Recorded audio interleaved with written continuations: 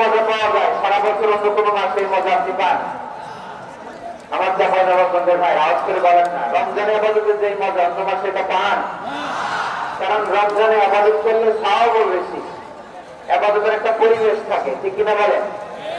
অন্য মাসে আবাদত করলে এর সওয়াব পাওয়া যায় গাণিতিক হারে, রমজানে আবাদত করলে সওয়াবের সওয়াব বাড়তে থাকে জ্যামিতিক হারে।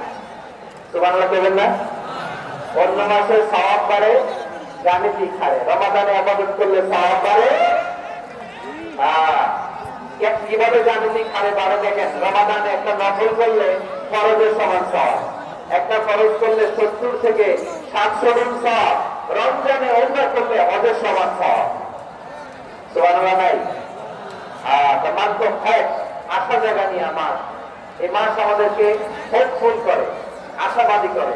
রমাদান যেমনি মান তো আশা জায়গা নিয়ে মাস, এট দ্য সেম টাইম এই রমাদান হচ্ছে মান তো ওয়ার্নিং, একটা ওয়ার্নিং এর মাস। নবী যেমনি আশা জায়গাইছে আবার ওয়ার্নিং দিয়ে গেছে। খবরদার, ওয়ার্নিংটা কেমন? আল্লাহ হাবিব সাল্লাল্লাহু আলাইহি ওয়াসাল্লাম মসজিদে নববীর ভেতরে হঠাৎ তিনি মসজিদে নববীর মিম্বরে পা রেখে বললেন আমিন, দ্বিতীয় ধাপে পা রেখে বললেন আমিন, তৃতীয় ধাপে পা রেখে বললেন আমিন। সাহাবারা অবাক হয়ে বললেন ইয়া রাসূলুল্লাহ, ইয়া হাবিবাল্লাহ, তিনবার শুধু আমিন আমিন পড়লেন, কেন পড়লেন আমরা কিছু জানি না, আমাদেরকে জানিয়ে দেন কেন আপনি তিনবার আমিন বললেন।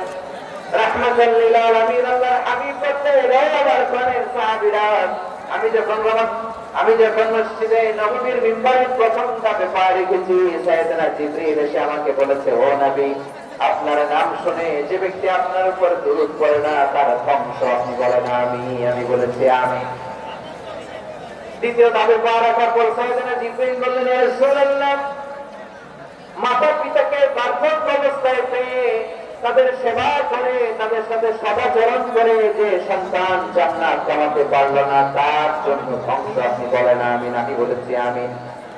আবার মিম্বরের তৃতীয় ধাপে ঠিক যখনই আমি পা রাখলাম, সাইয়েদনা জিবরাইল বললেন, নবী, রমজান মাস পাওয়ার পরে এই মাসে ইবাদত করে যে ব্যক্তি নিজের গুনাহ মাফ করাতে পারলো না তার জন্য ধ্বংস। আপনি আওয়াজ করে পড়েন আমিন।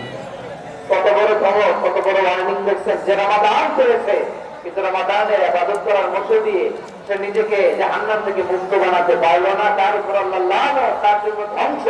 সাইয়েদনা জিবরাইল বলেছেন আমিন, স্বয়ং বিশ্বনবী বলেছেন আমিন। আওয়াজ করে পড়েন নাউযুবিল্লাহ।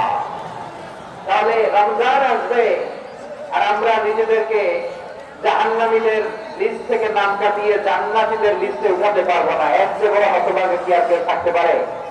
আওয়াজ করে বলেন। তাহলে রমাদানের এই রহমত, বরকত, মাগফিরাত, ফজিলত আমাদের কামাই করার দরকার আছে না নাই? আর মাত্র 7 দিন বাকি, আর মাত্র কয় দিন? এগুলো নিয়ে আমাদের কোনো আগ্রহ নাই। তোমাকে খুঁজছে বাংলাদেশ, রোজা কোরআন, আর মাত্র 7 দিন বাকি, টেলিভিশনে বিজ্ঞাপন আছে না নাই? রেফেল ড্র হবে লটারি, আর মাত্র 5 দিন আছে না নাই? কিন্তু এমন এক বরকতময় মাস আসছে, আর মাত্র 7 দিন বাকি, আমাদের কোনো সেন্সই নাই, আমাদের মধ্যে কোনো অনুভূতি কাজ করে না। আয়ের দিন থাকা মুসলমান, আমার প্রিয় ভাইরা, আপনি পৃথিবীতে যত ইবাদত করেন সব ইবাদতের সওয়াব নির্ধারিত। এটা পাবেন বা ওইটা পাবেন, এই সওয়াব জান্নাতে, এই বাড়ি ওই বাড়ি। শুধু সিয়ামের সওয়াবটা অনির্ধারিত।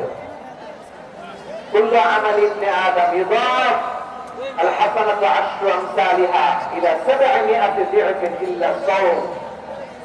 সব নেক আমলের সওয়াব বাড়তে বাড়তে 700 গুণ, কিন্তু রোজার ছাড়া। রোজার সওয়াব কি হবে? বান্দা খালি রোজা রাখে, ফেরেশতারা কিছু লিখতে পারে না আমল নামায়, কারণ আল্লাহ বলে এটা কিছু লিখিস না, কারণ আসসাউলি, এই রোজা রাখছে আমার জন্য, ওয়া আনা আজজি বিহি, এই রোজার সওয়াব, প্রতিদান, অ্যাওয়ার্ড এটা কিয়ামতের দিন আমি আল্লাহ নিজ হাতে দেব, নিজ হাতে দেব। আরেক বর্ণনায় এসেছে ওয়া আনা উজজাবি, আমি আল্লাহ নিজেই হয়ে যাব রোজার প্রতিদান। সুবহানাল্লাহ পড়েন।